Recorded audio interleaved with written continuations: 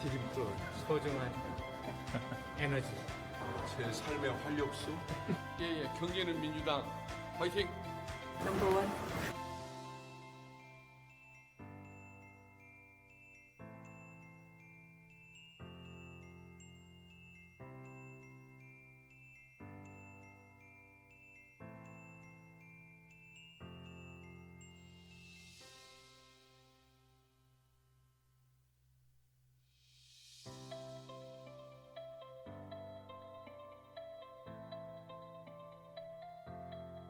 경제는 민주당과 함께 해주셔서 너무 감사합니다.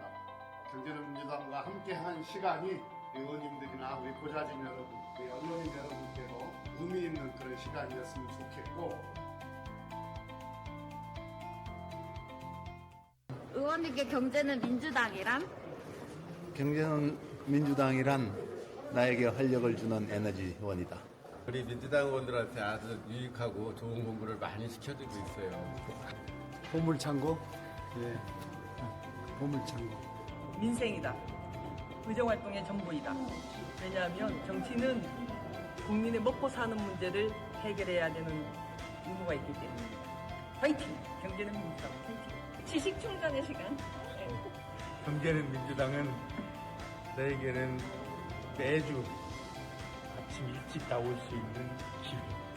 저에게 경제는 민주당은 항상 깨어있게 만들어주는 활력소다. 지식의 모든 것 참.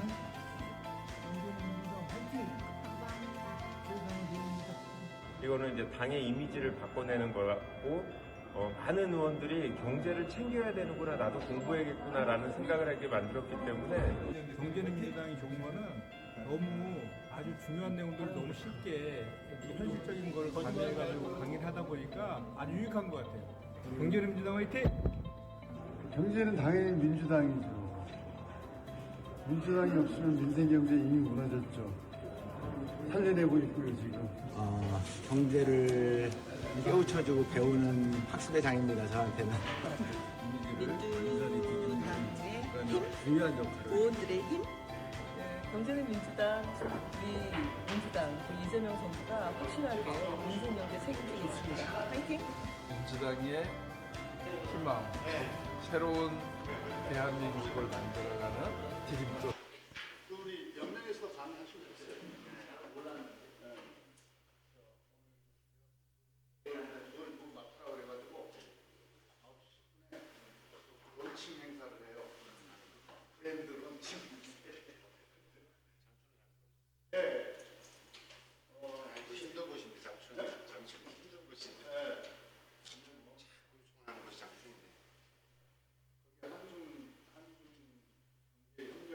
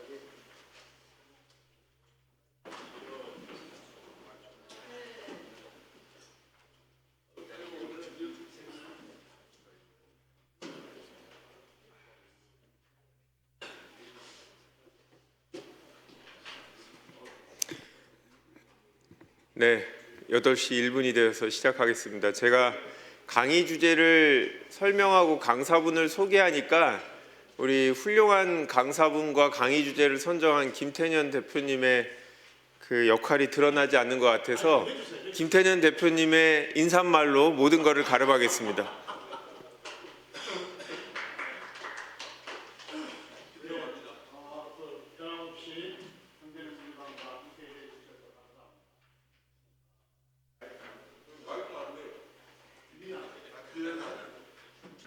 오늘은 우리 갑자기 박승찬 영인대 중국학과 교수님께서 오셨는데, 우리 박승찬 교수님은 유튜브나 이런 데 통해서 보신 분들 많이 있을 텐데요. 세계 경제, 특히 중국 경제와 관련해서는 우리나라에서 최고의 전문가이십니다. 한중의원연맹의 자문위원도 맡아서 연맹에서도 강의도 해주시고 그랬습니다. 오늘 이제 이란 전쟁이 우리 경제에 미치는 영향, 또 중국의 대응 등에 대해서 훌륭한 강의를 해주실 예정이고요. 우리 또 변함없이 홍성구 우리 당의 국가경제자문회의 의장님께서, 국가경제자문회의 홍성국 의장님께서 또 최근 따끈따끈한 경제 동향에 대해서 브리핑을 해 주시겠습니다. 오늘 특별히 하나 소개해 드리는 것은 우리 홍성국 의장님의 수축사회는 다 읽어보셨죠? 1, 2 다 읽어보셨죠? 예. 따끈따끈한 새 책이 이번 주에 나옵니다. 예. 널리 홍보해서 많은 분들이 읽어보고 우리 미래 사회에 대한 어떤 전망들을 함께 공유해 주셨으면 감사하겠습니다. 제가 재정 형편 보고 경제는 민주당의 의원님들은 제가 이렇게 혹시 한 권씩 보내드릴지도 모르겠습니다. 아니 박수는 천천히.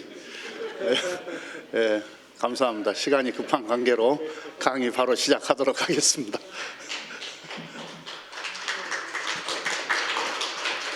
네, 안녕하세요. 홍성국입니다. 해가 일찍 떠갖고 우리가 깜깜할 때 시작했었는데 지금은 이제 꽃도 피고 환해진 것 같습니다. 그런데 세상은 너무 어수선합니다.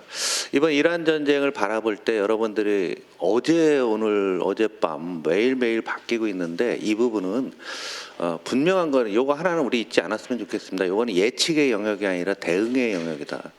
그래서 예측하려고 할 필요도 없고 해도 안 되고 해봤자 다 틀려버린다는 걸 매일매일 확인하고 계실 텐데요. 어제 우리 금융시장도 난리가 나고 그랬었는데요. 또 당분간은 이란 전쟁 중심으로 계속 제가 중계방송 해드리겠습니다. 미국이 어떤 상황에서 이 전쟁이 시작됐냐고 하면 여기 잘 보시면은 소득보다 소비가 많았어요. 그래서 미국 경제가 상당히 좀 허약해진 상태에 있는 그런 상태고, 투자는 오직 AI만 투자되고 나머지는 투자가 거의 없는 상태였고요. 고용도 좀 식어가고 있고, 그런 과정에서도 그래도 오랫동안 경제 조정을 받으니까 조금 나아지지 않을까라는 이런 생각들이 있었는데, 이번 사태로 인해서 물가가 오르고 금리가 다시 올라가는 이런 상황이 되면서 트럼프 대통령의 입장에서는 올 한 2분기 정도부터는 경제를 확 올려보려고 하고, 마지막으로 이란 한번 때려봤는데 이게 자충수, 그래서 써놨죠. 자업, 자등, 발등을 찍었다, 이런 상황인 거죠. 그래서 여러분 자료는 없는데요. 가장 중요한 건 첫날 제가 3월 첫째 주 이런 얘기죠. 이것의 핵심은 지구전이고 누가 더 오래 버티는가에 대한 싸움인데, 사람들이 처음에 3월 중에 끝날 것 같다가 50%에 시작됐는데요. 얘는 7%까지 왔습니다. 그리고 4월 중에도 한 35%로 지금 이렇게 되고 있는 거죠. 제가 지난주 말씀드렸잖아요. 유가가 올라가는 충격이 경제에 영향을 주려면 과거의 경우는 한 2달 걸렸는데 요즘은 1달 반 더 짧아졌을 겁니다. 많은 정보 효과 때문에 다 알고 있기 때문에. 이렇게 되니까 굉장히 다급해지는 이런 상태입니다. 그리고 고용 부분은요, 미국에서 은근히 고용이 한 6개월 전부터 상당히 안 좋아지고 있었습니다. 근데 러시아 우크라이나 전쟁 때랑 비교를 해보면 그 당시 전쟁이 발생할 시점에 일자리가 전월 대비 뭐 한 20만 개 정도 늘어난 상태인데 지금은 마이너스 상태에서 전쟁을 하니까 민심이 들끓고 있는 거죠. 이런 상태에서 이게 BAI라는 게 기대 인플레예요. 1년 후 인플레가 어떻게 될까 봤더니 지금 5.3까지 간다는 겁니다. 이거 굉장히 위험한 이런 상태인 거죠. 그러면서 미국 개인들은 미국의 모든 정치적인 변동은 딱 하나의 변수를 제라면 가솔린 가격이에요. 미국이라는 나라는 대중교통이 없으니까 여러분들 주유소 가서 이거 넣을 때마다 10원에 참 그 목매는 사람 되게 많죠. 27일날 유가 조정한다고 하니까 아마 26일날 오늘이 24일이니까 내일하고 모레 주유소에 줄을 쓸 겁니다. 올라갈 게 빤하게 보이니까. 우리나라는 대중교통이 발전한 나라임에도 불구하지만 미국은 개인을 갖고 있기 때문에 가솔린 가격이 올라가면 어떤 정부도 버티지를 못하는 게 미국이라는 나라의 특성이에요. 그런 상태에서 트럼프 대통령이 전쟁 이후에 뚝 떨어졌습니다. 그런데 대단한 얘기는 트럼프 대통령 취임했을 때 한 50 정도에서 지금도 아직도 40% 초반이에요. 이거는 우리가 흔히 얘기하는 이데올로기적인 양극화 부분들이 미국 사회에도 뿌리 깊게 있다라는 얘기죠. 미국의 보수 진영이나 이런 사람들은 뭐가 어떻게 됐건 말건 간에 트럼프 대통령을 신뢰하는 게 40%면 매우 높은 수치입니다. 프랑스 마크롱 대통령이 지금 지지율 얼마인지 아세요? 18%. 18%. 우리나라가 이재명 대통령이 1등은 아닙니다. 1등은 아니에요. 아프리카 보면 99% 많이 있습니다. 북한 100%, 러시아 푸틴 80% 이렇게 나오거든요. 그 민주주의적인 국가 내에서는 그래도 우리가 거의 최고 수준인데 40을 지킨다는 그 자체도 미국도 여전히 분열되어 있다는 것을 잠깐 볼 수 있는 그런 상황이라는 얘기죠. 그런데 여기서 이제 또 하나 중요한 가솔린 가격이 또 중요한 게 금융시장과 관련된 겁니다. 저기 미국에 있는 맨 위에가 이제 미국인데요. 미국의 PER, 펄을 보면은 22배, 3배 정도로 꾸준히 유지하고 있었습니다. 사상 최고치를 유지하고 있는 거예요. 오랫동안 유지를 해왔거든요. 근데 이번에 가만히 보니까 이란 전쟁도 있고 뭐 안 좋고 하니까 이 퍼가 이 가치가 아니라 금리가 올라가면 이 가치가 떨어져야 되거든요. 그래서 이게 나스닥 주봉이에요. 언제부터냐면은 2021년이니까 2020년부터 쫙 올라갔는데 여기는 이제 러시아 우크라이나 전쟁 그 부분이 코로나 이때고요. 그걸 해도 이렇게 하다가 잘 보시면 고점을 쭉 연결해서 이렇게 보다 보면은 추세를 이탈하고 있는 게 보이시죠? 그러면 다급한 거예요. 그러니까 이란 전쟁에서 여론조사를 출범 초기에 한 거예요. 3월 9일 날 했는데 이거 지지하냐 반대하냐 여기도 정확히 갈리고 있죠. 공화당은 지지. 반대는 굉장히 작았단 말이에요. 민주당하고 완전히 다른 형태들이 나타나고 있는데 문제는 중간 선거, 미국 트럼프 공화당이 가장 중요시하는 중간 선거에서 민주당이 상하 양원을 제가 이 자리에서 여러 번 말씀드렸는데 상원은 공화당이 가져갈 거라고서 분명히들 다 보고 있었거든요. 이건 바꾸기 어려울 거라고 봤는데 지금 상하 양원을 다 가져간다라는 상황까지도 이렇게 올라와 있습니다. 굉장히 다급한 이런 상황이다라고 보셨으면 좋겠고요. 이란 전쟁에서 오늘 그 중국 경제 전문가를 불렀지만은 교수님 불렀지만은 이란 전쟁은 사실은 미중 패권 전쟁의 하나의 대리전 성격, 외곽을 때리는 어떤 수법의 하나이기 때문에 여기서 중국과의 관계가 매우 중요한데 가장 최신에 조사한 걸 보니까요. 향후 10년 내 이 전쟁이 발생한 다음에 조사한 거예요. 중국의 영향력이 미국을 압도할 것이라고 봤을 때 이런 이머징 국가들, 파시즘 국가들은 그렇게 한데 미국에서도 영향력이 미국을 추월할 거라고 54, 유로 53, 한국 52, 인도 51, 우크라이나 51, 영국 50. 굉장히 높은 수준을 얘기하는 거예요. 그러니까 미국은 많이 잃고 있는 거죠. 이 상황에서 중국은 진짜 실리를 많이 얻고 있어요. 그래서 중국은 더군다나 원유 수입에서 중동산이 많다고 하는 금액으로는 많지만 중국 전체 수입 비중에서 보면은 그렇게 높질 않은데요. 얘들은 러시아와 브라질에서 계속 들어오고 있죠. 베네수엘라 막혔지만은 계속 들어오고 있고요. 중국은 석탄이 무지 많아요. 이런 데 그냥 돌리면 됩니다. 그러니까 중국이 견딜 수 있다라는 게. 그래서 중국 증시가 제일 조금 빠졌어요. 전 세계에서. 가장 견조한 상태를 유지하고 있습니다. 물론 유가가 연평균 유가로 100달러를 넘게 되면은 중국도 제조업 경기가 어려워지고 있고 뭐 이 부분은 우리가 피할 수 없는 그런 상황인데 어찌 됐건 중국을 견제하기 위해서 이란을 외곽에서 때렸는데 오히려 중국은 좋아지고 미국은 상당히 어려워지고 있다는 것을 눈에 보일 것 같습니다. 그다음 우리 산업에서 여러분들 지역에 있는 많은 공장들이 중국에 수출하는 회사들이 많이 있을 겁니다. 1년에 뭐 200억 달러로 아주 많지는 않지만 여기에 수출하는 회사들이 다 웬만한 회사가 다 걸려 있어요.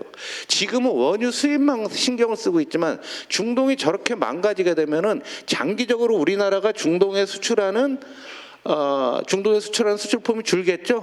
금방 복원도 안 될 거고 때려맞게 그 제품들이 뭐냐 뭐 원자력부터 시작해서 자동차 굉장히 크고요. 한류 때문에 화장품, 향료 뭐 이런 뭐 하다못해 담배 뭐 이런 것까지도 전부 다 영향을 주고 있는 겁니다. 그러니까 상호 의존적으로 연결이 돼 있다라고 보셔야 되는 거예요. 그래서 이게 한번 꿀꺽해서 원위치 가면은 유가가 그러면 다시 60불, 70불 가면 정상화되느냐? 아니요. 지금 완전히 분위기는 바뀌어서 두바이가 130불이 갔는데 안정화돼서 이거 내려오는 속도는 매우 완만할 것이다라고 보는 거죠.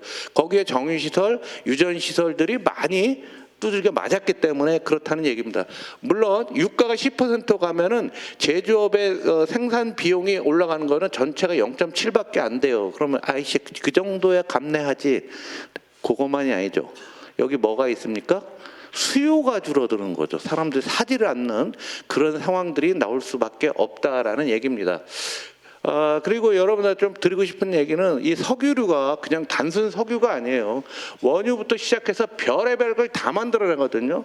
황산, 소다, 유황, 뭐 연료, 신문, 잉크, 카본볼, 선박 연료, 뭐 중유, 제트유, 뭐 살충제 안 들어가는 게 없습니다.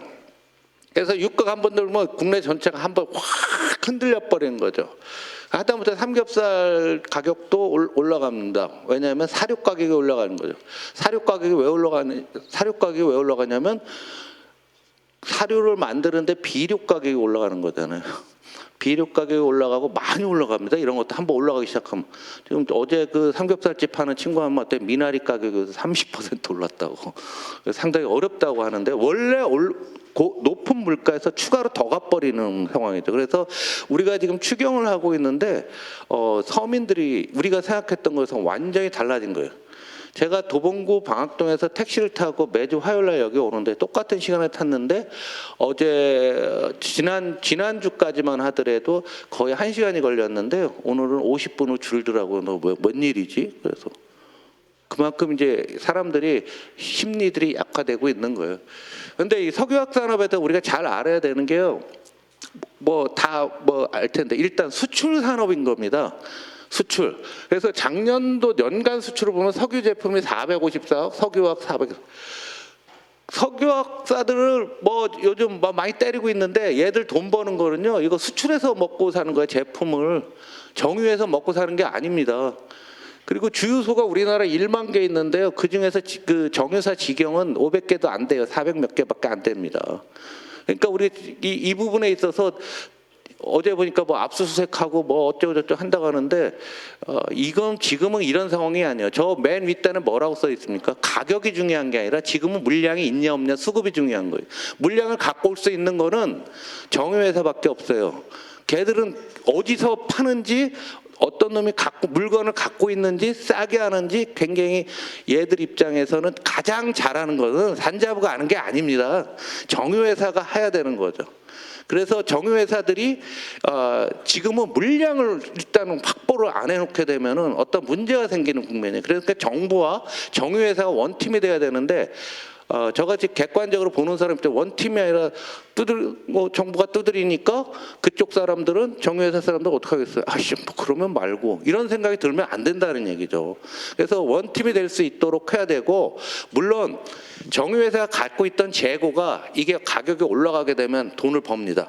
아마 틀림없이 1분기, 2분기 정유회사 이익이 막 늘어날 거예요. 근데 올라가도 정유회사는 주기적으로 계속 사잖아요. 그럼 저 고점에 샀는데 그 이후에 떨어지면 여기서는 또 적자가 나오는 거잖아요.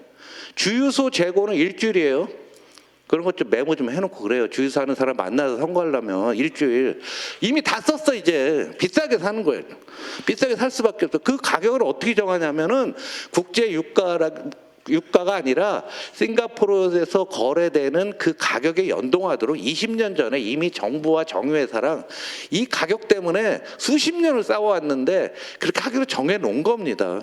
그래서 연간으로 놓고 보게 되면 별로 돈 벌 게 없다는 거죠. 그래서 정유사의 정유 부분 이익률이 이건데요. 정유 부분 이익률 한번 잘 보시면 07년부터요. 2007년 거의 마이너스 밑에 와 있잖아요. 여기 우크라이나 저기 사태 났을 때 잠깐 좋아졌지만 다시 밑으로 내려옵니다. 그러니까 이동 평균은 정유사 돈 버는 게 아니에요. 그래서 당에서 횡재세니 이런 거는 은행에다 하는 거고, 이런 데다 횡재세 이런 얘기 하시면은 그럼 문제가 있어요. 그래서 지금 모든 나라들이 뭘 하고 있냐면 우리랑 똑같이 연료 보조금을 지급하고 최고가격제 하는 나라들은 대부분 이머징 국가들이 합니다.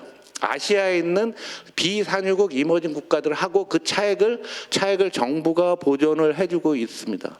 그래서 지금 우리 정부가 할 일은 이 차액이 발생하잖아요. 실제 가격이라 이 차액을 명확하게 어떻게 지원해 줄까 해서 정유사들이 좀 더 나가서 물량을 확보할 수 있는 시간들 그리고 여유를 주고 이 사람들이 진짜 순수한 마음으로 잘할 수 있게 좀 도와주는 게 중요하다라고 보고 있습니다. 하여간 어제 삼성전자, 하이닉스가 많이 떨어졌던 이유에서 시장에서는 이 헬륨이라고 하는 것을 중동에서 수입하는데 이게 반도체에 들어가거든요. 반도체 세정제에 들어가는 거예요. 그러니까 이 중동 사태가 어디까지 영향을 주냐면 사람들이 막 극단적인 불안감에 쌓여 있어갖고 이런 얘기가 있기 때문에 세심하게 잘 관리를 하셔야 될 거. 안정화되는 방법은 지금 우리가 하고 있는 추경을 신속히 하게 되고 정유회사와 원팀이 되고 이상한 말이 좀 안 나가는 게 저는 좋겠다. 그리고 국민들의 소비를 줄이는 정책은 일정 부분 필요합니다. 지금 아직도 과거와 같이 금방 끝나겠지 이런 생각 때문에 소비를 줄이고 있지 않은데 이게 지금부터 서서히 이 유가가 올라간 효과들이 이제 나타날 텐데 나타나기 전부터 이렇게 한번 우리가 이 뭐라고 해야 되나 심리적 관리, 사람의 마음의 관리, 유가에 따라서 내 소비를 어떻게 할 것인가에 대한 심기 관리들을 정부가 그리고 국회가 해주셔야 될 것 같습니다. 마지막으로 이제 이런 모든 것들은 미국이란 나라는 금리로 움직이는 나라예요. 왜 그러냐면 금리는 결정하는 것은 달러 가치를 결정을 하게 되고 경제는 세계 경제는 지금 역사상 가장 많은 부채를 갖고 있기 때문에 금리가 어떻게 되냐는데 이번 이란 전쟁 이후에 약 한 40bp, 0.4%가 올랐는데 이거 계속 올라갈 겁니다. 계속 금리가 올라가는 거죠. 그래서 다른 나라들 금리 보면 쭉쭉 올라가고 있어요. 우리나라도 쭉쭉 올라가고 있습니다. 그래서 금리가 올라가게 되면 부채가 많은 우리 서민들은 지금 이번에 또 한 번 털어갖고 양극화를 심화시키는 굉장히 큰 요인이 될 거고요. 선두에 나선 반도체 가격도 이제 섰습니다. 계속 올라갔잖아요. 반도체 가격 계속 올라가다가 위에서 딱 서고 있습니다. 그래서 이거 너무 쉽게 보지 마시고 대통령님 지지율에 너무 의존하지 마시고 쉽지 않을 수도 있다라는 생각을 갖고서 여러분들이 정책을 좀 만들어 가야 돼서 그럼 지금까지 우리가 수출 증가율이 매우 높았는데 지금부터는 둔화 국면으로 갔을 때 그 심정 관리를 어떻게 할 것인지 여러분들이 위기심을 갖고서 여러분들 해주시기 바랍니다. 그래서 이 전쟁이 어떻게 되고 뒤에는 뭐가 있고 앞으로 뭐가 발생할지 우리 용인대 박 교수님께서 여러분들한테 차근차근 설명해 드리도록 하겠습니다. 제 발표 마치겠습니다. 감사합니다.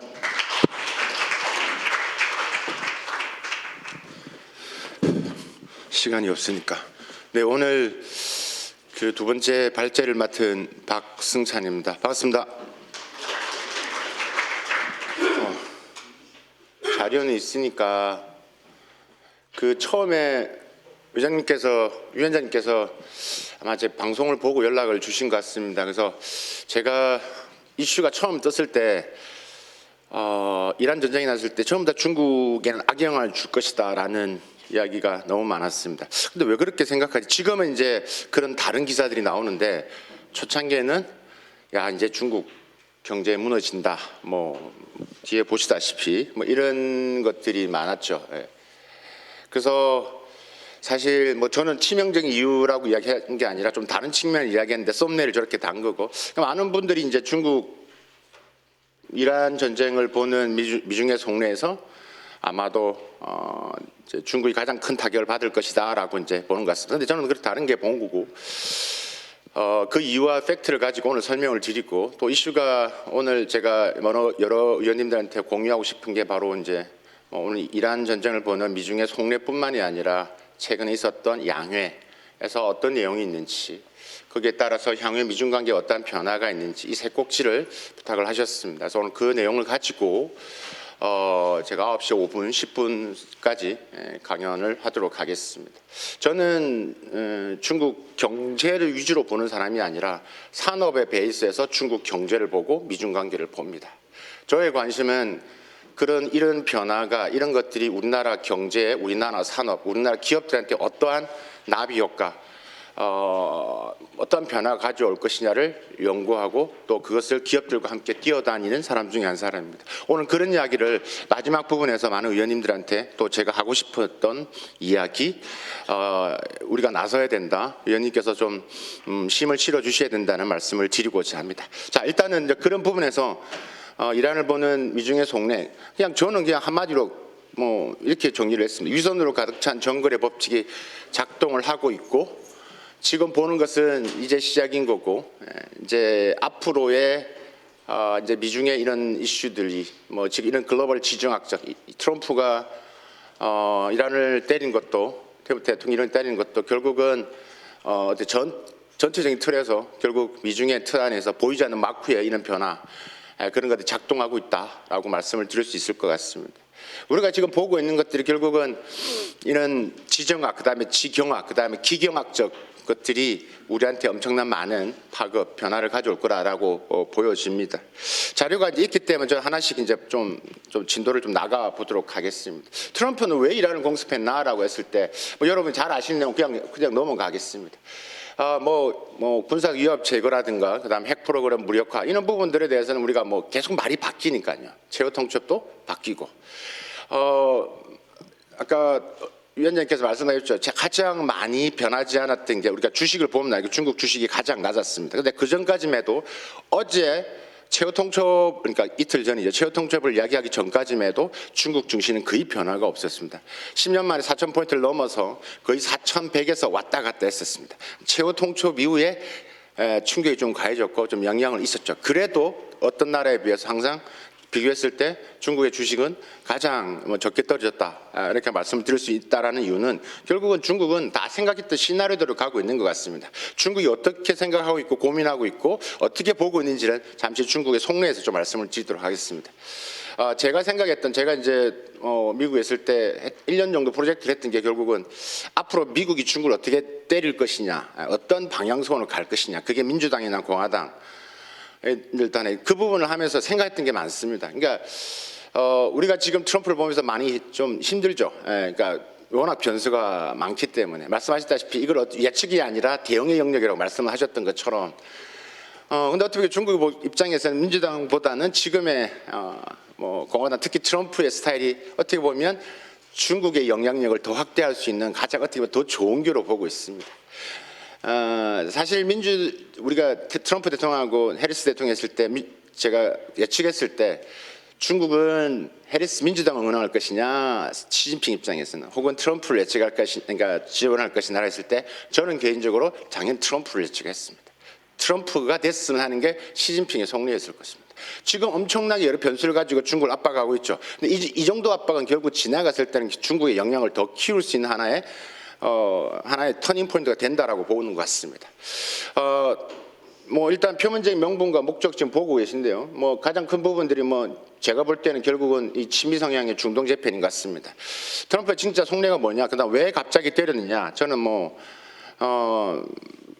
트럼프 NS 직후 네타냐후 통화했을 때 이 결단을 내렸을 때 지금이 가장 좋은 기회다. 중국의 뭐 지금 중동의 중국화, 특히 이란의 중국화가 한꺼번에 해결할 수 있는 가장 좋은 기회라는 이야기를 아마도 네타냐후 총리는 했을 것 같습니다. 그게 아마 좀 작동하는 부분에 크게 하지 않았나라는 생각이 듭니다. 숨겨진 의도는 뭐냐라고 제가 봤을 때 제가 앞에서 말씀드렸던 우리가 지금 나와 있는 여러 가지 표면적인 이유보다는 그 속내를 좀 들여다보고자 합니다. 트럼프 대통령이 계속 이야기했던 게 평화를 이야기를 했고 그다음에 중국만 때려야 된다라고 이야기를 했던 사람입니다. 근데 계속 지금 베네수엘라나 마찬가지고 지금 이란도 마찬가지입니다. 근데 그 이면에는 결국은 지금 심각하게 지금 중동 내에서 중국화가 퍼져가고 있는 것을 막아야 됩니다. 뭐 한 놈만 팬다.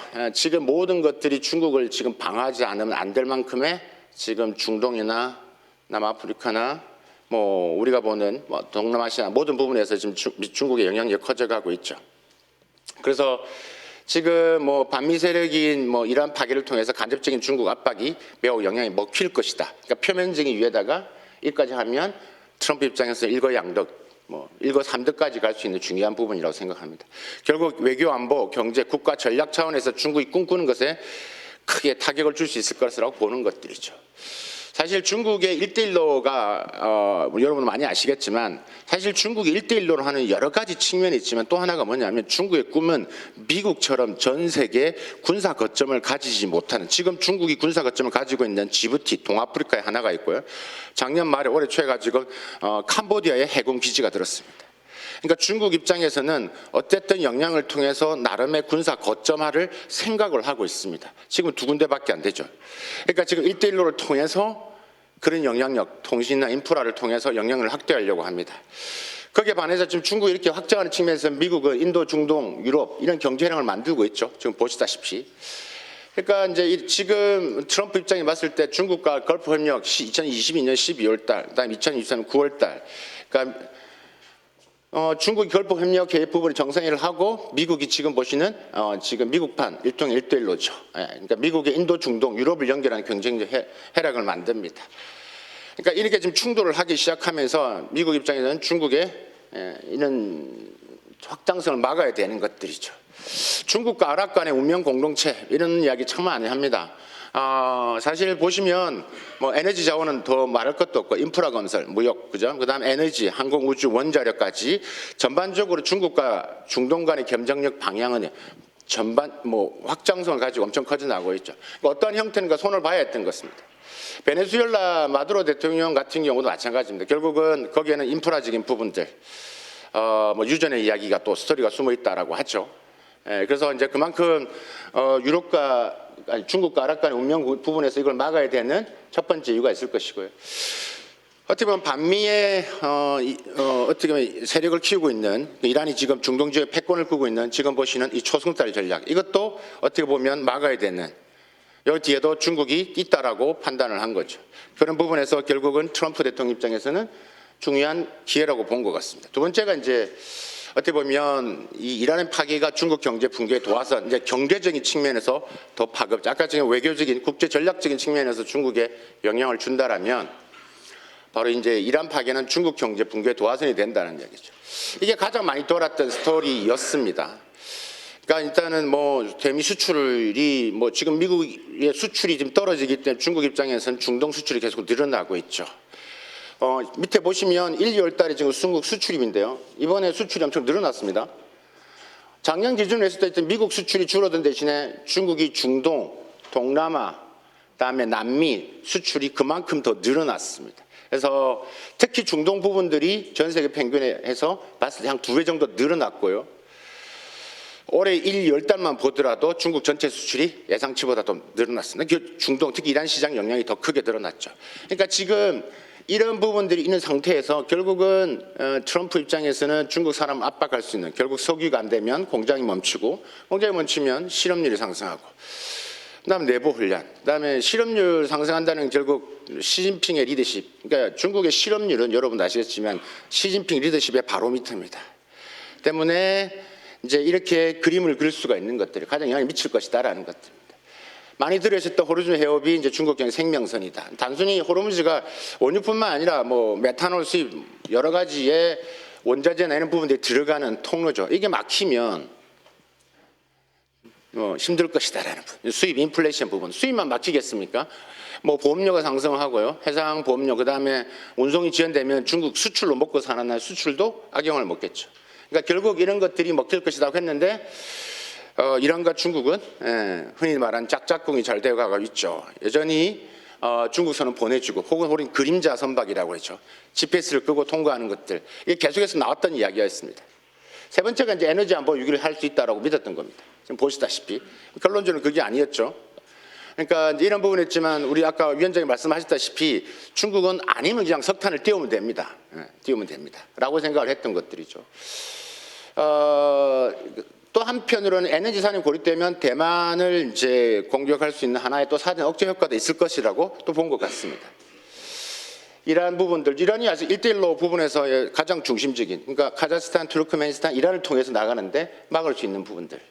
또 한편으로 이런 게 있을 겁니다. 2021년도에 중국과 이란이 이제 일종의 이제 전략 협력 동반자 관계를 했는데 한 4천억 달러. 그러니까 유튜브에서 나왔을 때 중국이 한 600조, 우리 또 600조 정도가 물렸다라고 하는데 이걸 이야기하는 것 같습니다. 그러니까 결국은 이게 25년 동안 투자를 하는데 이제 뭐 이게 나눠서 그럼 어느 정도 투자했느냐. 아직까지 많이 들어가긴 했지만 25년 전체적으로 봤을 때 아직까지 한 일부 정도만 들어갔기 때문에 중국에 큰 영향을 미치지 않을 거라고 저는 봤고, 근데 이제 여러 초창기 때는 이랬기 때문에 중국이 엄청난 영향을 받을 것이라고 이야기를 했었던 거죠. 위안화 거래도 마찬가지죠. 트럼프는 결국은 페트로달러, 트럼프 대통령이 이야기했던 게 이런 거죠. 뭐 상하이 협력기구든 브릭스든 탈달러를 외치는 나라는 무조건 관세 100% 때린다고 했습니다. 그러니까 트럼프 대통령은 탈달러가 가장 큰 부분들이죠. 중국은 조용히 위안화를 거래를 하기 위한 부분들이죠. 그러니까 브라질이든 러시아든 인도든 지금 특히 우리가 오늘 이야기하는 이란 같은 경우도 결국은 위안화 거래를 하고 최근에 나왔다시피 뭐 위안화 거래하는 원인만 통과하겠다 이런 것들이 등장을 하게 됩니다. 상황이 복잡해지죠. 트럼프는 이렇게 생각을 했는데 상황이 더 복잡해지고 어려워지는 거죠. 조급할 수밖에 없는 거죠. 그러니까 계속 우리가 이야기하는 벼랑끝 지금 지금 거래를 하고 있는 것 같습니다. 트럼프 특유의. 중국은 앞에서 말씀드렸던 부분들은 조금 더 어떻게 보면 미국의 여러 가지 속내를 말씀드렸다면 중국은 어떠냐? 저는 한 6가지로 숨은 속내가 있는 것 같습니다. 일단은 중국은 세 판을 짜고 있는 것 같습니다. 그러니까 가장 핵심이 뭐냐면 다 좋아. 하나만 지키면 됩니다. 절대 반미 정권, 즉 친중 정부가 무너지면 안 됩니다. 지금의 반미 정권 유지가 제일 중요합니다.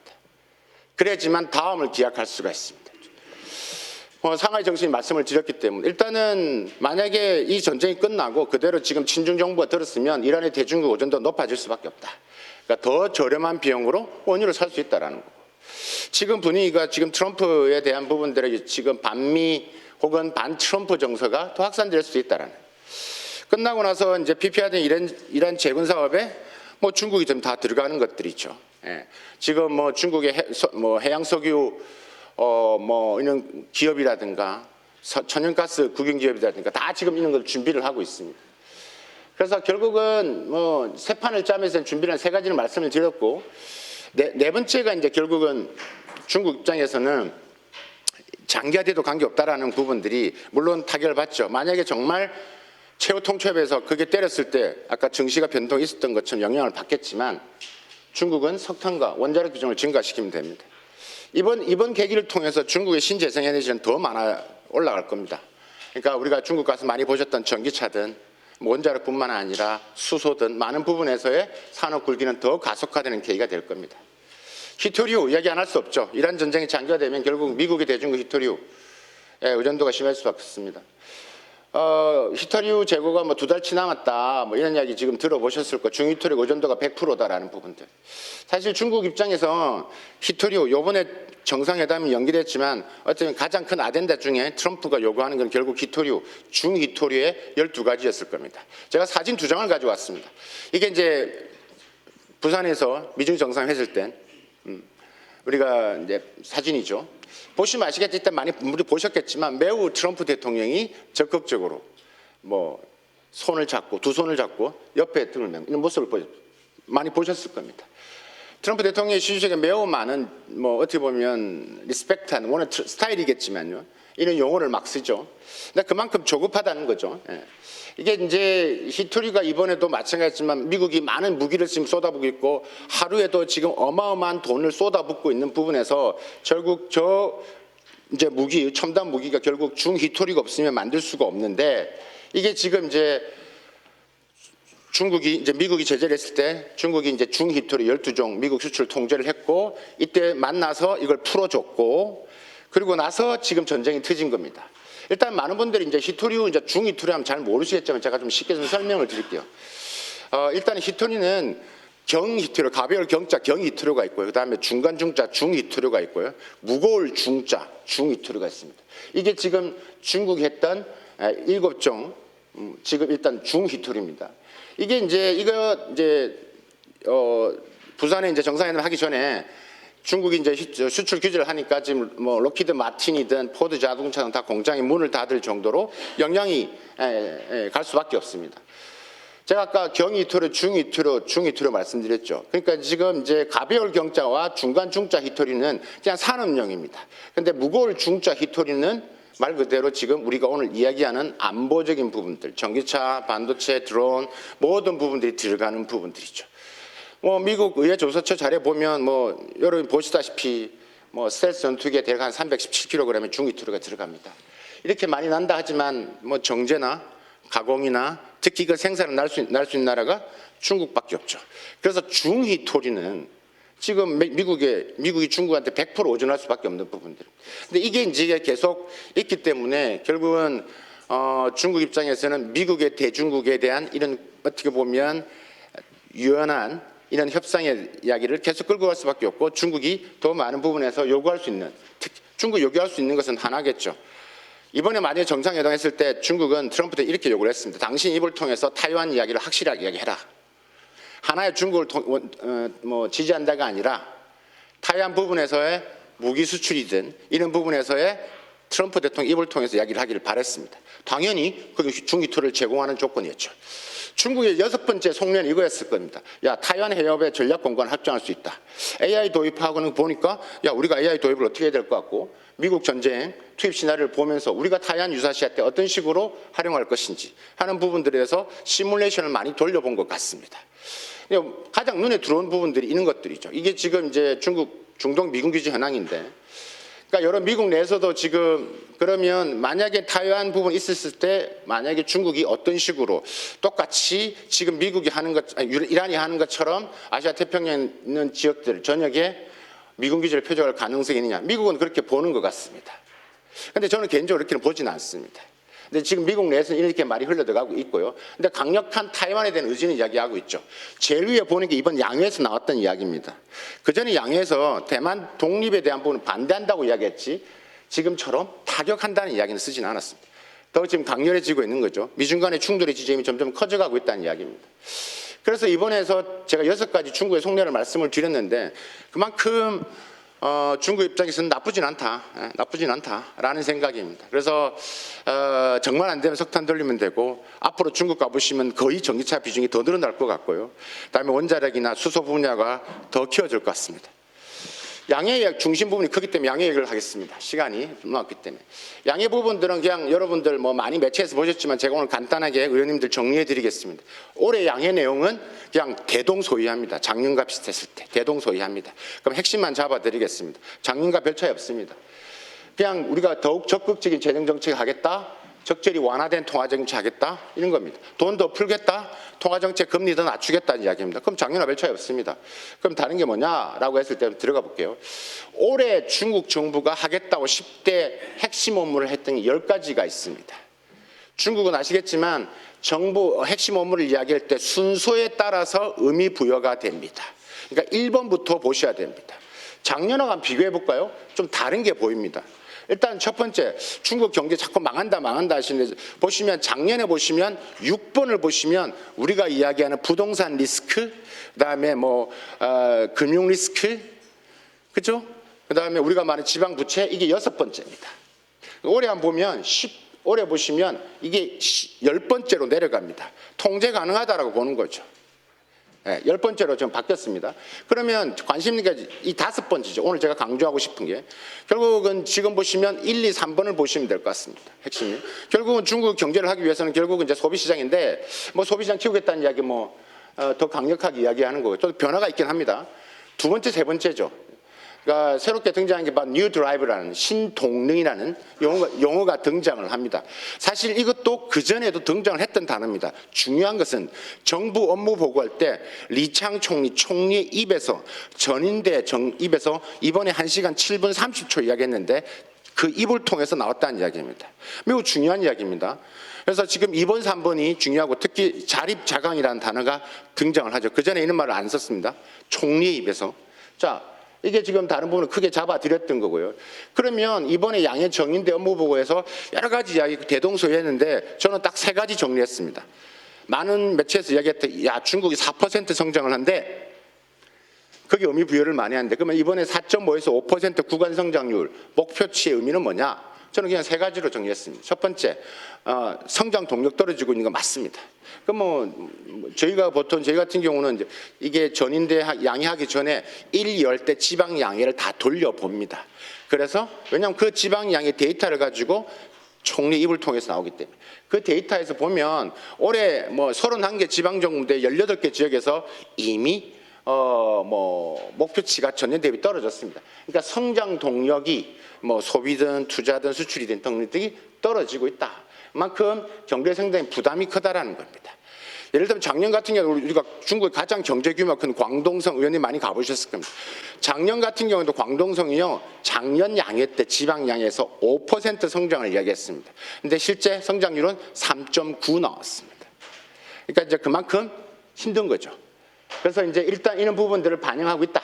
그래서 이제 이야기 말씀드릴 수 있을 것 같고 두 번째가 이제 오늘 이제 핵심적인 주제인데 고속 성장보다는 이제 여러 가지 이제 실적 변화, 그러니까 산업의 부가가치를 더 올려서 성장을 해야 될 것 같고 미국과의 중국과의 이런 방향성, 이런 이 충돌 지점들이 하루아침에 끝날 것 같지가 않은 것들이죠. 그러니까 질적 변화를 하겠다라는 이야기입니다. 그래서 이런 부분들, 그래서 이번에 전체 총리의 이야기를 보면 이걸 먼저 한번 볼까요? 이게 이제 지방정부 가중치죠. 이게 5% 제가 계산할 때는 5.1 정도 나왔는데, 그러니까 이게 지방정부 가중치입니다. 31개 지방들 쭉 나열했을 때 중간 가중치를 둔 겁니다. 그러니까 이거보다 보통 총리는 어떻게 이야기하냐면 보통 보수적으로 이야기를 합니다. 그러니까 작년 같은 5.2이기 때문에 5% 내외라는 공간을 뒀고 올해는 거의 5%, 1 정도 나왔기 때문에 보통 제가 봤을 때도 보통 저는 중동 이란전이 터지기 전에는 저는 4.8에서 5%를 전망을 했었습니다. 올해는 5% 5.1, 5.03 정도 했기 때문에 4.5에서 5%라는 구간 성장이 등장을 한 거죠. 이게 이제 올해 정부 보고 그대로 갖고 왔습니다. 이게 지금 연관 관계인데요. 총리 입에서 나왔던 양회에 나왔던 부분들의 언어의 그러니까 단어의 등장 횟수를 이야기를 한 겁니다.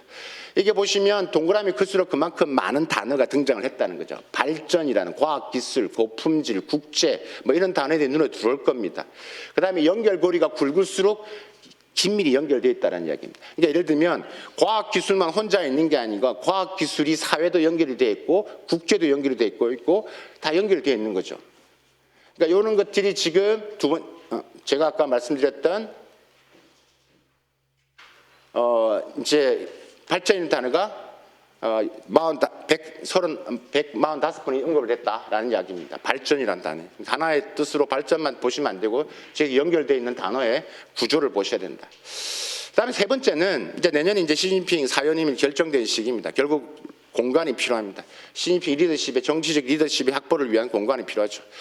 그러니까 5%하고 4.8 나오는 것과 4.5에서 5에서 4.8 나오는 것은 느낌이 다른 거죠. 그러니까 그만큼 리더십을 확보를 해야 된다는 측면인 겁니다. 두 번째, 제가 보는 이번 양의 이제 부분들은 결국 이제 소비, 아까 중요하다고 했는데 소비가 오래 보니까 좀 내용이 다릅니다. 의원님들 많이 들어보셨던 이구환신, 우리가 볼 때 좀 헌 거 쓰다가 새 것을 사면 정부가 보조금을 주는 이구환신 전략의 지원금이 전년 대비 줄었습니다. 작년에 같은 경우는 한 64조 정도 지원을 했고 우리 돈으로요. 근데 올해는 한 53조 정도 지원을 합니다. 그만큼 금액을 낮추는 거죠. 아니 소비를 키우겠다고 하는데 이구환신 금액을 낮춘다? 근데 이 말의 의미는 그만큼 우리가 소비품의 이구환신, 즉 가전제품, 전기차 이런 식의 보조금을 주해서 소비를 키워나가는 것의 확장 효과가 매우 제한적이라고 본 것 같습니다. 그럼 이번에 소비 부양 내수 촉진의 핵심 내용은 크게 세 가지입니다. 첫 번째가 결국 정시 부양한다는 겁니다. 그러니까 쉽게 말하면 이런 거죠. 소득 부양, 그러니까 우리가 예전에 많이 했던 소득 주도형이죠. 그러니까 그만큼 소득이 많아지면 소비를 많이 할 거기 때문에 저소득자를 위한 임금을 개선을 하고 증시부양을 통해서 재산 수입을 좀 늘리고 어차피 부동산은 매우 제한적이기 때문에 사회보험제도 개혁을 통해서 중국을 소득을 증대시키든 그러니까 우리의 과거 우리가 했던 소득주도 성장을 하겠다라는 소비 능력을 제고시키는 첫 번째고요. 말씀드렸다시피 구조 최적화는 이구환신 측면이 아니라 서비스 소비를 늘리겠다라는 서비스 소비. 여기에 이제 눈에 들어오는 구역이기도 하고요. 그다음에 소비 조건. 이게 이제 조금 더 관심 있게 봐야 되는데 여러 가지 이제 개인 소비 대출이라든지 융자 담보, 그다음에 개인에 대해서 일회성 개인 신용 회복 제도를 지금 만들어서 회복시켜 준다든가, 그다음에 정부가 일정 비율의 이자를 부담을 해서 대출자 부담을 줄여주는 이런 개인 소비 대출 제도를 이런 소비 조건을 개선하는 형태로 작년과 비교했을 때 좀 다르게 눈에 들어왔다라고 말씀드릴 수 있을 것 같고요. 그런데 저는 핵심에 결국 소비자 심리 지수인 것 같습니다. 소비자 심리 지수가 잘 올라가진 않은 것 같습니다. 이게 작년 12월인데 올 제가 1월달에 안 나와서 1월달까지 봤는데 여전히 90의 범위에서 멈들고 있습니다. 지금 이제 100이 넘어야 되는데 이제 아직까지 심리적으로 더 지금 위축되어 있다. 이게 이제 언제 좀 풀어지는 게 중요하고 정부는 중국 소비자들의 이 심리 지수를 풀어 한 100까지 올리는 게 지금 모든 방점을 찍고 있다라고 말씀드릴 수 있을 것 같습니다. 세 번째가 이제 숨은 함의, 앞에서 나왔던 첨단 기술 자립과 자강입니다. 이게 이제 이번 총리에서 AI라는 단어가 7번 나왔고요. 15차 5개년 계획에서 거의 50번 넘게 등장을 합니다. 지금 중국의 디지털 경제가 이제 산업 부가가치가 작년에 한 10에서 올해 한 22.5%가 끌어올린다는 목표를 하고 있고요. 그래서 이제 디지털 경제 비중을 더 올리겠다라는 부분인데 지금 중국의 로봇 같은 경우도 이제 순수출 국가, 수입보다 수출 많이 하는 국가가 됐죠. 이런 부분에서 더 생산이 늘어났다라는 부분들이 보여지고 있고 제가 가장 눈에 들어왔던 게 리창 총리 1시간 7분 30초 중에서 이 말이 제일 제 귀에 오래 남았던 것 같습니다. 이미 AI 산업은 세계 선두권에 있고 반도체 기술도 새로운 돌파구를 마련했다. 우리가 보통 저희 입장에서는 현장을 뛰고 있는 사람 입장에서는 우리 기업가 산업계가 저는 현장을 많이 뛰는 사람 중에 한 사람이기 때문에 아는 이야기지만 총리가 중국 14억 대상 혹은 전 세계가 보는 앞에서 이런 말을 했다는 함의는 자신감이 있다는 이야기죠. 예. 지방양의 내용을 보더라도요. 결국은 여기 저도 이제 한정의원연맹 자문위원이기도 하기 때문에 의원님들하고도 가기도 많이 하지만 지방 가보면 어디 가나 AI가 다 나오고 드론 경제 이야기 다 나오고 신에너지 다 나오고 다 하죠. 이게 이제 올해 지금 지방 양해에서도 지방 특성에 맞게끔 첨단 산업 육성을 통한 고도화가 지금 있는 겁니다. 그래서 지방 가셔도 계속 이런 것들이 모두 이야기를 하고 있기 때문에 이것을 어떻게 지역 특성에 맞게 분류하느냐는 좀 달라지는 거죠. 제가 좀 이번 양의를 보면서 또 하나의 관심을 가진 게 바로 국방비였습니다. 많은 분들은 국방비가 매체도 그렇지만 국방비가 7%의 범위 안에서 비슷하다라고 하는데 비슷한 게 아니라 떨어졌죠. 국방비가 떨어졌죠. 지금 전 3년 동안 7.2 정도. 그런데 올해는 증가율이 7%에 불과합니다. 제가 이제 다른 뭐 유튜브나 방송했을 때 국방비 이야기를 하고 중국이 해외에서 보는 미국이 보는 중국의 국방비, 그다음에 중국 내에서 이 고부가치 산업 혹은 우리 첨단 산업에서 국방비를 흘러 들어간 이 관심 있게 보는 것 중에 또 하나이기도 합니다. 그래서 국방 예산을 유심히 봤습니다. 근데 떨어졌죠. 근데 결국은 이제 이게 중국 국방비 함정이라는 거고 미국이 제일 관심 있게 보는 게 이기지 않을까라는 생각이 듭니다.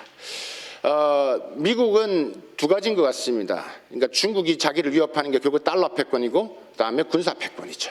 그러니까 중국의 과학 기술은 결국 미국의 군사 패권에 도전한다고 보는 거기 때문에.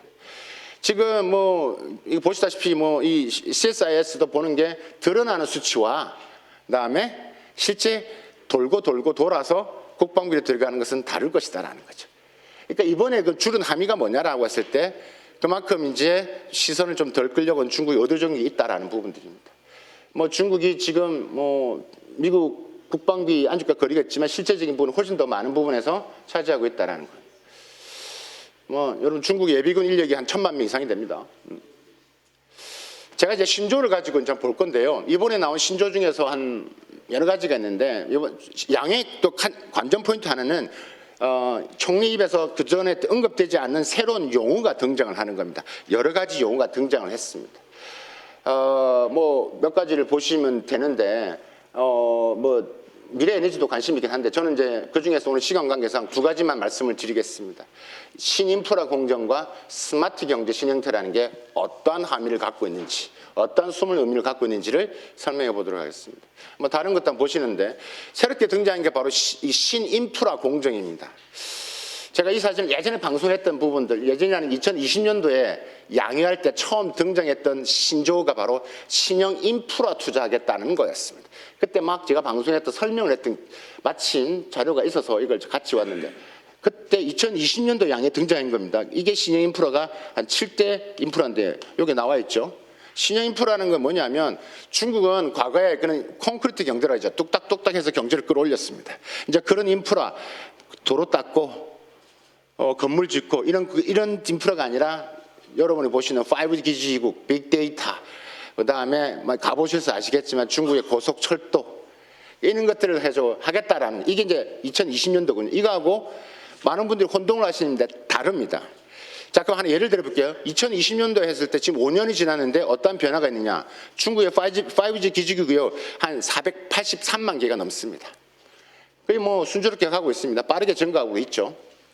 일단 강조를 드리고요. 첫 번째가 신형 인프라 투자라는 2020년도에 나왔던 양의 내용과 2025년도에 양중이라는 단어가 등장을 합니다. 양중이라는 게 두 가지 중을 의미하거든요.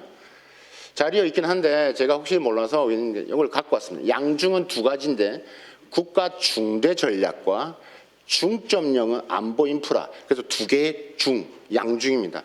근데 이 중에서 지금 보시는 중점형의 안보 인프라, 요거와 연관이 되는 거죠. 바꿔 말씀드리면 이번에 나온 처음 등장한 신형 인프라 공정은 이 두 개의 업그레이드 버전입니다. 그러니까 매우 의미가 큰 겁니다. 신인프라 공정의 단어는 2020년 나온 신인프라 투자와 양중에 등장하는 안보 인프라 건설을 업그레이드해서 나온 게 이거다. 신인프라 공정이다. 그럼 신인프라 공정은 결국은 돌려서 말씀드린 지금 보시는 중국이 하고 있는 신흥산업들, 지금 보시는 있는 산업 부분들의 인프라를 까는 거고요. 특히 올해 지금 6가지 인프라 부분들 중에 있는데 관심 눈에 띄는 게 바로 컴퓨터 파워망이라는 거죠. AI 부분들. 이거를 지금 올해 한 7조 위안, 그러니까 한 1,518조 정도 투자한다는 거거든요. 맞죠. 예. 그러니까 이제 이게 신인프라 공정이 가져올 변화가 뭔지를 고민할 필요가 있을 것 같고요. 두 번째, 그 함의를 봐야 된다. 두 번째, 이제 스마트 경제입니다. 스마트 경제. 스마트 경제는 이게 참 많은 해석을 갖고 있습니다. 이게 스마트 경제 신형태 조성. 이걸 스마트 경제라만 보는 게 아니라 한 단어로 보셔야 됩니다. 스마트 경제 신형태 조성. 이게 가진 첫 단어가 뭐냐? 이게 매우 많은 설명을 하는데 저는 두 가지로 그냥 정리해 봤습니다. 의원님들 도움이 될 수 있게끔. 첫 번째, 중국의 제조 생산 방식을 이제 로봇이 인간을 돕는 방식이 아니라 진짜 인간과 기계가 함께하는 방식. 이거 매우 중요한데요. 중요한데 중국 우리도 마찬가지지만 이거 앞으로 풀어야 될 문제입니다. 휴머노이드 로봇과 피지컬 AI 산업 부분에서 생태계 표준을 만들기 시작했습니다. 이게 지난달 2월 28일 날 했습니다. 얼마 되지 않습니다. 아직도 우리는 없는 겁니다. 그래서 의원님들이 이런 것들 빨리 방향성을 만들어 주셔야 됩니다. 중국이 지금 왜냐하면 휴머노이드가 인간을 공격한다든가 여러 가지 이런 안전성에 대한 불이 붙었죠. 그래서 이게 이제 지난 2월 28일 날 이 표준화 관련된 제도가 법이 나왔고 안전성과 표준에 대한 부분들을 해결하겠다라는 부분들. 그래서 인간과 기계가 함께 협업하는 방식으로의 전환이 앞에서 말씀드렸던 스마트 경제 신형태라는 단어의 함의를 저는 보고 있는 겁니다. 두 번째가 이제 결국은 전 산업을 확장한다는 이야기입니다. 이것도 우리하고 다 부딪히는 분야죠. 모든 영역에 AI를 접목하겠다라는 부분들입니다. 이 부분들이 이제 가장 부분들이고요. 자, 제가 남아있는 한 10분 정도 시간 동안 그러면 이제 지금 그걸 가지고 그 미중 관계에서 어떻게 이제 전망이 될 거. 원래는 미중 정상회담에서 어떤 대화가 나올 것이고 어떤 아젠다가 들어올 것이냐 부분들을 하는 거였지만 한 달 연장되면서 앞으로의 방향성을 좀 이제 설명을 해보겠습니다. 거기에 따라서 국회가 어떤 일을 해야 되느냐라는 부분에서 제 의견을 좀 드려보도록 하겠습니다. 앞으로 미중 관계는 트럼프가 물러가더라도 변함이 없이 그냥 가겠죠. 두 개의 평행선이 쭉 가겠죠. 트럼프 이게 대중정책 부분들을 지금 여러 가지 혼선을 겪고 있는 것도 결국 트럼프 주변에 있는 반중 부분들 같이 여러 가지 충돌을 하고 있는 부분인 것 같습니다. 결국 안보 중심의 강경파든 산업 중의 경제민족주의자든 지금 우리가 베센트 장관처럼 이런 실용적인 협상파든 결국은 트럼프 대통령은 거래적 정치적 이런 자산을 가지고 협상을 최고조로 올릴 겁니다.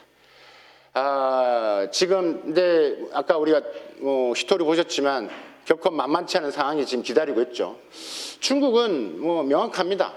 이미 중장기적으로 대응을 하고 있는 것 같습니다. 그래서 장기전을 보고 있고요. 내부적으로 이제 전체적으로 중국이 어떻게 대응을 할 것이냐 나름의 시나리오가 있는 것 같습니다. 이걸 좀 더 보여드리면서 설명을 드리겠습니다. 결국 중국의 1대1로는 미군이 전체 기지에 분포되어 있는 부분대로 해서 다 중복되고 있죠.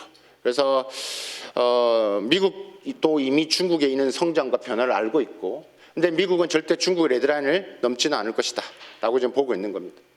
그래서 그런 선상에서 지속적인 미중 간의 충돌 아까 제가 초도에 말씀드렸다시피 기본적으로 이제 지정학적뿐만 아니라 기경학적으로 충돌은 어쩔 수가 없는 부분이고 그에 따라서 공급망 분절화는 더욱 될 것입니다.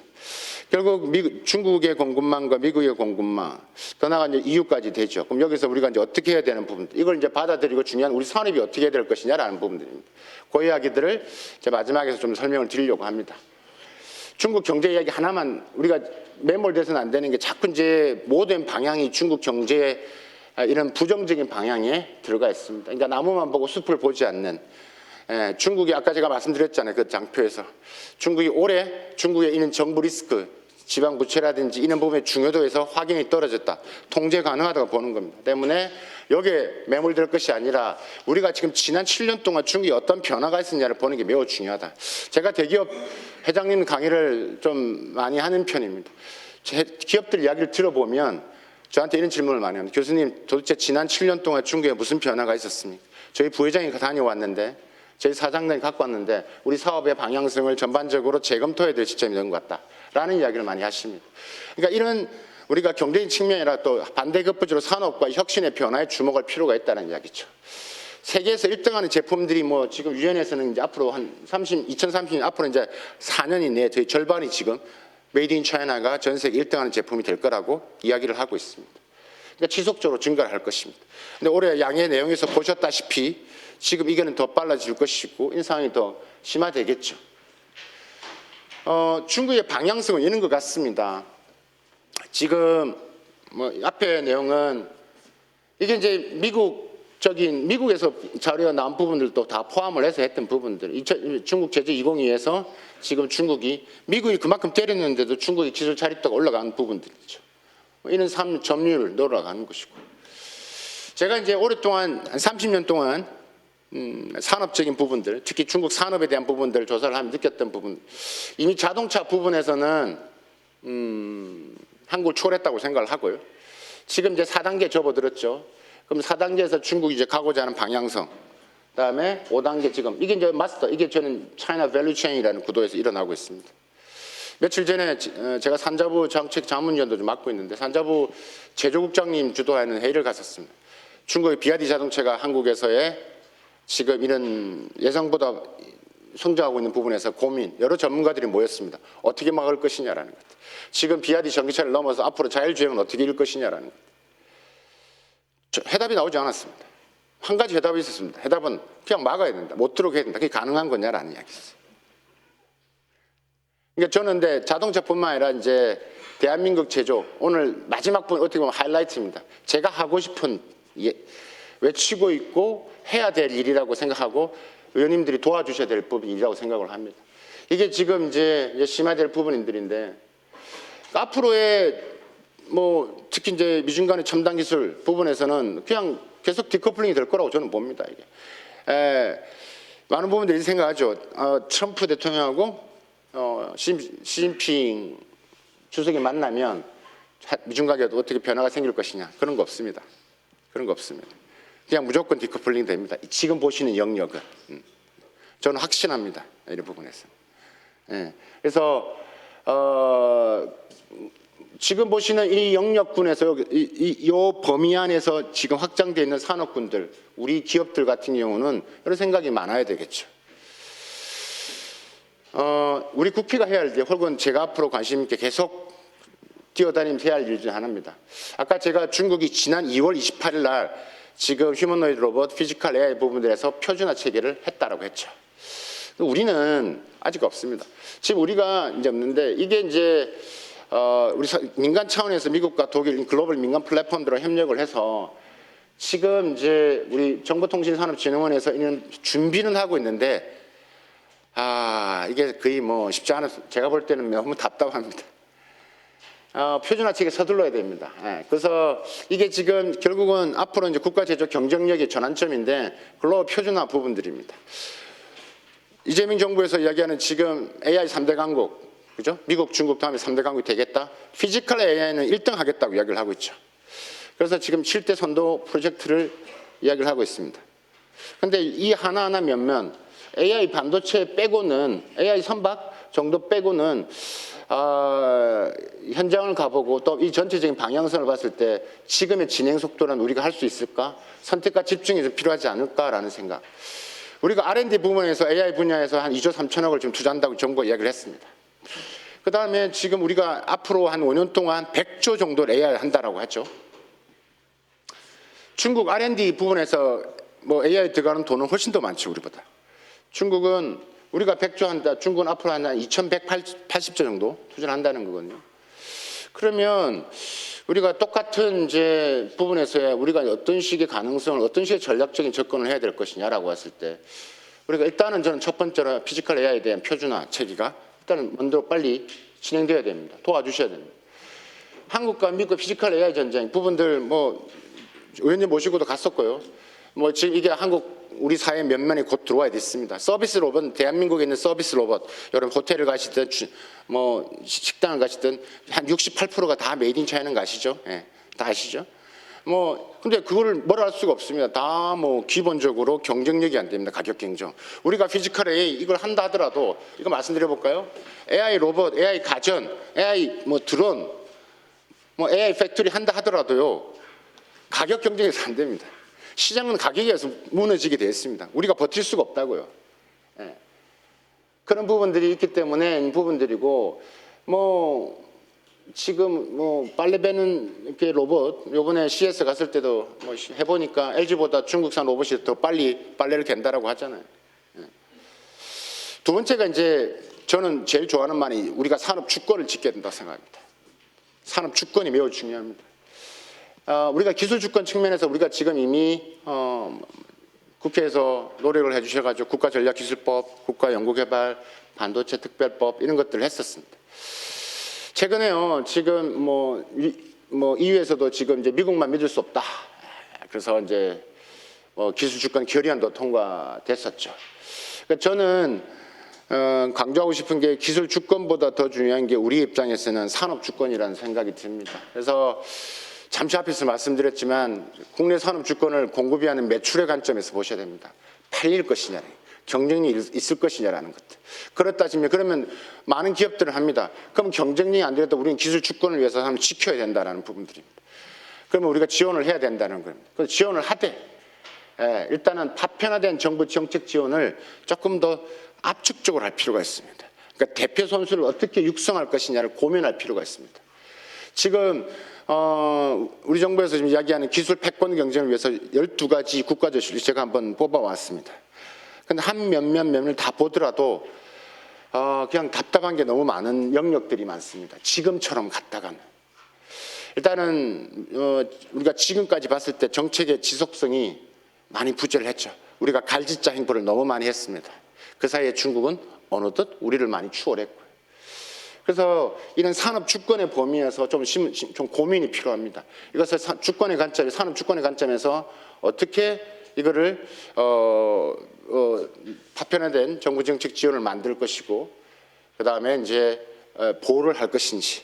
그러니까 우리가 단순하게 그냥 들어오면 안 돼가 아니라 전체적인 방향에서 협력과 그 다음에 경쟁을 해야 되는 부분들을 나눠서 좀 구분할 필요가 있다는 생각이 듭니다. 국회 차원의 제2의 차이나 쇼크 시나리오를 좀 준비를 해야 될 것 같습니다. 제가 지금 쓰고 있는 책이 제목은 안 정해졌지만 K 제조의 가제목이 그렇습니다. K 제조의 붕괴라는 겁니다. 어떻게 붕괴되는 시나리오를 쭉 그리고 있습니다. 산업별로 들여다보고 있습니다. 그러니까 정부와 국회 차원의 태스크포스가 필요합니다. 이거 좀 도와주셔야 돼요. 왜냐하면 기업들 많이 뭐 석유화학 들어보셨을 거고 철강도 들어보셨을 겁니다. 아까 제가 이 공급의 측면에서 중요한 게 아니라 이게 판매되는 측면에서 결국은 시장에서는 밀리게 돼 있습니다. 휴머노이드 로봇을 하더라도 결국 매출의 차이죠. 그러니까 우리가 만든 아틀라스는 대기업을 쓸 수 있겠죠. 그게 상용화되는 부분에서는 결코 중국이 이길 수가 없습니다. 지금의 생태계 구조에 있습니다. 그래서 이걸 말씀을 드리고 싶고요. 차이나머니입니다. 이미 반도체에 대한 대부분의 기업 경쟁 상식을 하고 있는 부분들이죠. 그래서 참 이런 이야기를 많이 하고 있고요. 그래서 선택과 집중에 의한 K제조 육성 방안에 대한 검토, 산업 주권에 대한 검토가 좀 필요하다. 중국 자본들이 계속 지금 밖으로 나오고 있죠. 중국 자본들이라는 게 결국 중국 기업들입니다. 저는 산업의 관점에서 중국 경제를 보는 사람입니다. 기업을 통해서 경제를 보려고 실무지수를 보려고 합니다. 중국에서 지금 한 탑5 안에 어떤 영역이든 탑5 안에 못 들어가는 기업들은요, 생존을 위해서 지금 나오게 됐습니다.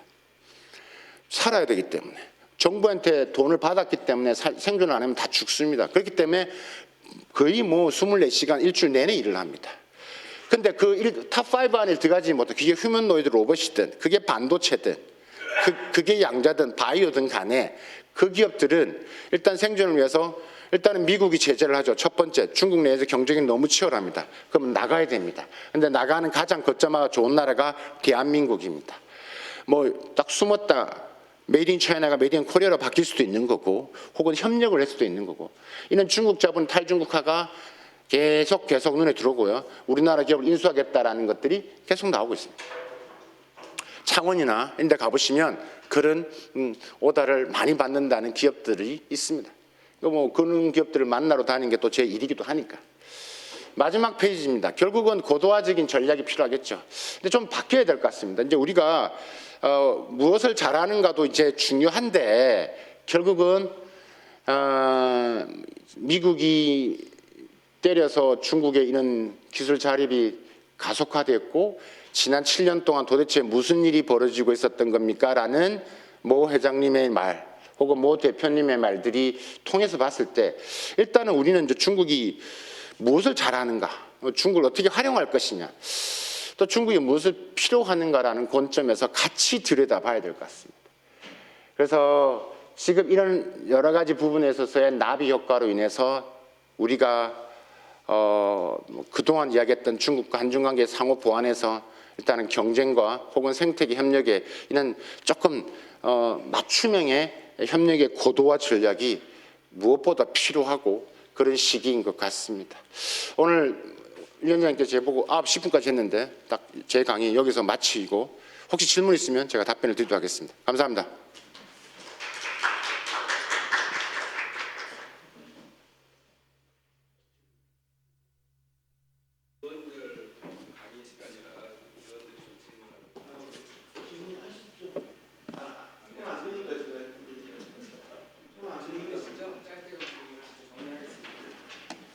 네. 저는 중앙대학교 교수이면서 한국양자정보연구원에 대한 강칠선입니다. 네. 우리나라 이 이재명 정부에서도 정책 목표가 AI를 기반으로 한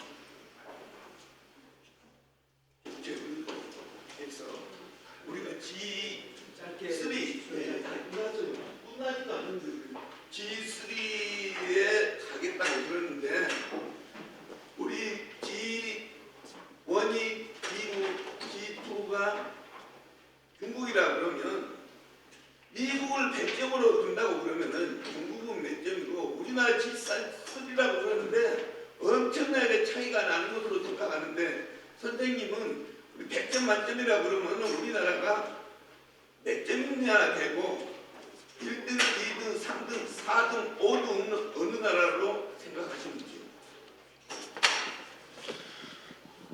지금 AI 분야를 말씀하시는 거예요.